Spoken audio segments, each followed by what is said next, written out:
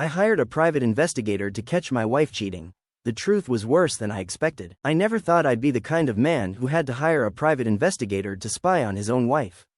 But when the signs of infidelity started piling up, I knew I couldn't just sit back and ignore them. At first, I tried to dismiss it. Late-night work meetings, increased time spent on her phone, a sudden interest in going to the gym when she'd never cared before. It was all explainable, until it wasn't. The first red flag came when she started dressing up more than usual, even on days when she had no plans. Then, there were the hushed phone calls that ended abruptly when I entered the room. But the breaking point was when I found a receipt in her car, one for a dinner at an upscale restaurant. A restaurant I'd never been to with her. Worse, the date on the receipt was a night she told me she was working late. I confronted her, casually at first. "Hey, how was work last night? Anything interesting?" She barely looked up from her phone. Same old. Meetings, reports, the usual. I felt my stomach tighten. "Did you get time to eat?" She hesitated for just a fraction of a second before nodding. "Yeah, I grabbed something quick on my way home." That was it. She was lying to my face. I could have blown up right then, demanded answers, accused her outright, but I wanted proof. Concrete, undeniable proof. So, I did what I never imagined I'd have to do in my own marriage.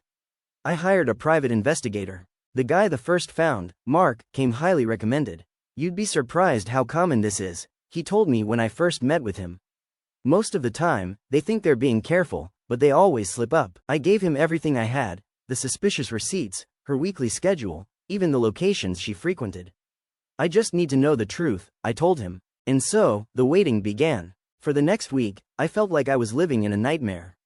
Every time she left the house, I wondered if she was really going where she said she was. Every time she smiled at me, I questioned if it was genuine or just a mask. Then, one evening, Mark called. "I've got something," he said. "But I need to meet you in person." His voice was serious, almost hesitant. My heart pounded as I agreed to meet him at a nearby diner. As I sat across from him, waiting for him to speak, I braced myself for what I thought would be the worst news imaginable. I was wrong. It was so much worse. Mark slid a manila envelope across the table. His expression was unreadable, but his hesitation told me that whatever was inside wasn't going to be easy to stomach. I picked it up, my hand slightly shaking as I opened it. Inside were several photos, grainy but clear enough to recognize the people in them. The first one showed my wife sitting across from a man at a dimly lit restaurant. He wasn't someone I recognized. He was older, maybe in his late 40s or early 50s, dressed in an expensive suit. I swallowed hard and flipped to the next picture. They were walking out together. His hand was on the small of her back. She was smiling. The third picture was worse. They were in a parking lot, standing next to a black luxury car. She leaned in close, whispering something in his ear. Then, right there, out in the open, she kissed him. I clenched my jaw. How long has this been going on? Mark sighed, running a hand through his hair. At least 3 months, based on what I could track. They meet up twice a week, sometimes in hotels, sometimes at his house. I gritted my teeth, staring at the photos. I had expected an affair, but this felt different. Something wasn't adding up. "Who is he?" I asked. Mark hesitated again. "That's the part you need to brace yourself for." I looked up, confusion mixing with the rage bubbling inside me. "What do you mean?" He pulled out another folder and placed it in front of me. "His name is Richard Lawson, CEO of a private investment firm. But that's not the real issue." I opened the folder, scanning the documents inside. And then I saw it. My blood ran cold. Richard Lawson wasn't just some random guy my wife had met. He was our divorce attorney. I stared at the name, my mind struggling to process the betrayal. This has to be a mistake," I muttered. "Why the hell would she be sleeping with our divorce lawyer? We're not even getting divorced." Mark exhaled slowly. "That's where you're wrong. She's been planning to file behind your back." I felt like I had been punched in the gut. "No, that can't be right. She hasn't said a word about divorce." "She wouldn't," Mark said. "Not until she had everything lined up. She's been working with Lawson to make sure she gets the best possible outcome, financially, legally, everything. The affair is just the cherry on top." I gripped the edge of the table, my knuckles turning white. "So, what? She's been building a case against me?" Mark nodded grimly. "From what I found, she's been slowly shifting assets into accounts under her name. She's also been documenting anything she could use against you, texts, emails, financial records. She's trying to make sure that when she files, she walks away with everything." My stomach twisted. It wasn't just betrayal, it was calculated, premeditated. I thought she was just having an affair, but she wasn't just cheating on me. She was plotting to destroy me. I sat back, my heart hammering against my ribs. I don't understand. Why go through all this? Why not just tell me she wanted out? Mark shrugged. Because she doesn't just want out. She wants to win. I clenched my fists. I had been blind, oblivious, and now, she was preparing to pull the rug out from under me while sleeping with the very man meant to tear me apart in court. But if she thought she had the upper hand, she was dead wrong. She wanted to play dirty? Fine, I could play dirty too. I left the diner in a daze, the photos and the documents still heavy in my hands. Every step I took felt like I was walking through a fog, trying to process the nightmare I had just discovered. My wife, my partner for over a decade, wasn't just betraying me emotionally. She was orchestrating a calculated campaign to destroy everything I had worked for, and to do it with a complete lack of remorse. As I drove home, my mind raced. I needed to think. I couldn't let my emotions take control. But I was furious. I was angry, devastated, and, above all, heartbroken. When I got to the house, everything felt different. The smell of dinner cooking in the kitchen, the sound of her laughing at something on TV, all of it felt like a lie. I stood in the doorway, staring at her, knowing she had no idea that I knew everything. For a moment, I considered confronting her right then and there. I could walk up to her, drop the bombshell, and let her know that I was fully aware of her affair with Richard Lawson. But that wouldn't help me. I had learned one thing in all these years of marriage: I couldn't let her dictate the pace anymore. I needed a plan. The next day, I met with my lawyer. Her name was Rachel, and she was sharp, exactly the kind of person I needed right now. I showed her the photos, the documents, and everything else I had gathered. She went over the evidence carefully, her eyes narrowing with every piece of information I handed over. "You're in a good position," she said, her voice steady. "You've got proof of the affair, and we can use this to your advantage. But we need to make sure she doesn't see this coming." I nodded. "I'm not looking to ruin her. Well, not in the way she's trying to ruin me. But I want her to know that I'm not going to just roll over and let her take everything." Rachel smiled faintly. "Good. We'll file for divorce first. No warning. We need to get ahead of her before she has a chance to use the information against you." I left that meeting with a strange sense of relief. I wasn't powerless anymore. The next few days felt like a blur. I focused on making sure everything in the house was documented and accounted for, everything from bank statements to personal property. If she was going to take me to the cleaners, I wasn't going to make it easy for her. I even began looking into my own options for moving out, as much as the idea hurt me. I needed to create some distance, both physically and emotionally, from the chaos that was about to unfold. Then, just as I thought I was getting a handle on things, she caught me off guard.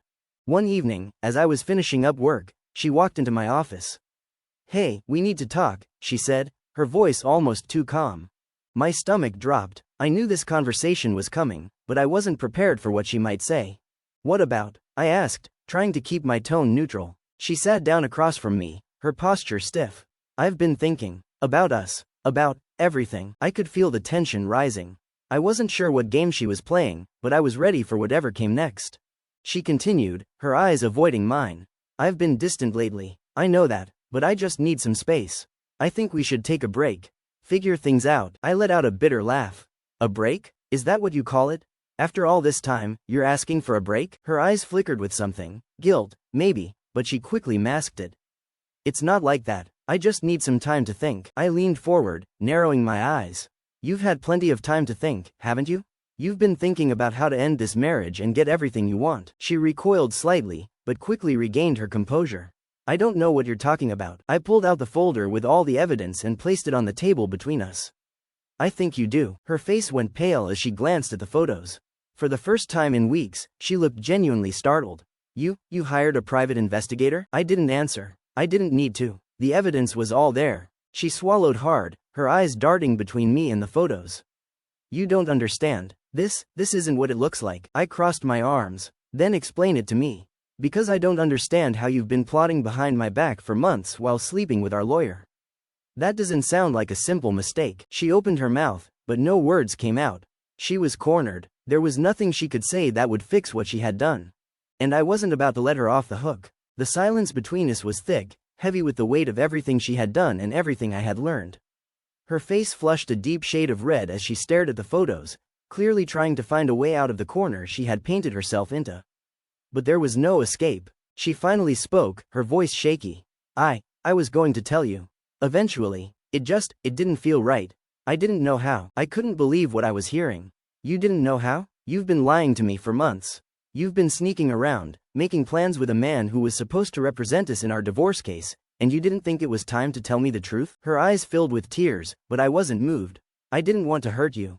I thought if I could just get through this without anyone finding out, maybe we could both move on. I didn't think it would be this big of a deal. I stood up, the anger inside me bubbling over. Not a big deal? You're cheating on me with the very person we hired to help us with our divorce. How is that not a big deal? She wiped her eyes and stood as well, her voice growing more desperate. I didn't mean for it to get this far.